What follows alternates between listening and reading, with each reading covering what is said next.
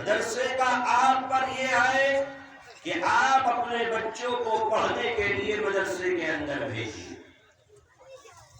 اور تیسرا حق مدرسے کا آپ پر یہ ہے کہ آپ مدرسے کے لیے روپیہ پیسہ خرچ کیجئے، صدقہ کیجئے۔ مدرسے کی ضرورت پوری کرنا آپ کی ذمہ داری ہے، امت کی ذمہ داری ہے۔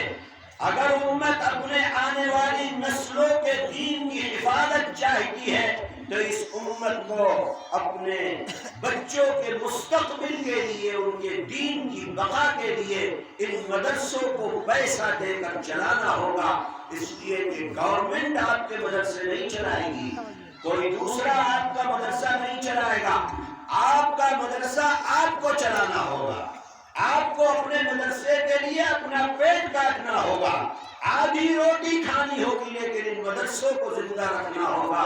یہ مدرسے زندہ ہیں تو آپ کا دین، آپ کا مذہب زندہ ہے، اور یہ مدرسے ختم ہو جائیں گے تو دین مذہب سب ختم ہو جائے گا۔ میرے بھائیوں، آج مسلمان دین سے دور ہے۔ کیوں دین سے دور ہے؟ یہی وجہ ہے کہ ہم نے اپنے بچوں کو مدرسے کی طرف راغب نہیں کیا، اسکول گئے نہیں گئے، کہیں پڑھا نہیں پڑھا، تھوڑے سے بڑے ہوئے، گھر کے اندر ضرورت ہے کام کے اوپر لگا دیا، کھیتی پر لگا دیا، دکان پر لگا دیا، دین ان کو تعلیم نہیں دی۔ مسلمانوں، تعلیم سے آج ہندوستان میں سب سے زیادہ غیر تعلیم یافتہ اگر کوئی قوم ہوگی تو مسلمان قوم ہے۔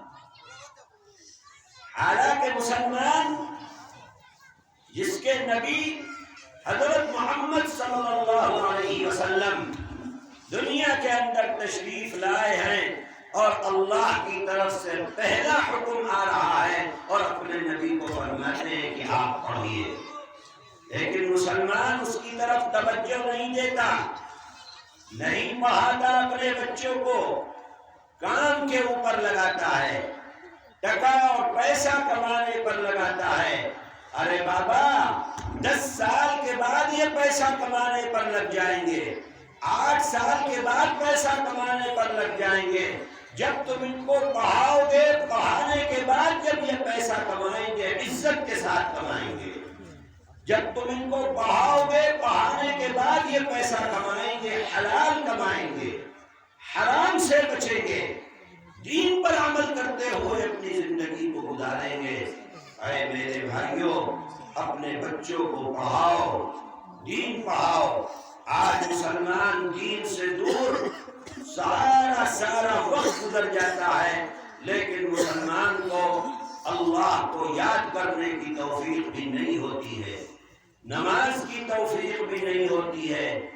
دن کے اندر 5 نمازیں اللہ نے فرض کی ہیں، پورے علاقے میں کوئی آدمی ایسا ملتا ہے جو 5 وقت نماز کا پابند ہوتا ہے؟ نہیں تو نماز سے انسان اس طریقے سے دوری بنائے ہوئے ہے مسلمان، ایسا لگتا ہے کہ اللہ نے اس کے اوپر نماز کو فرض نہیں کیا۔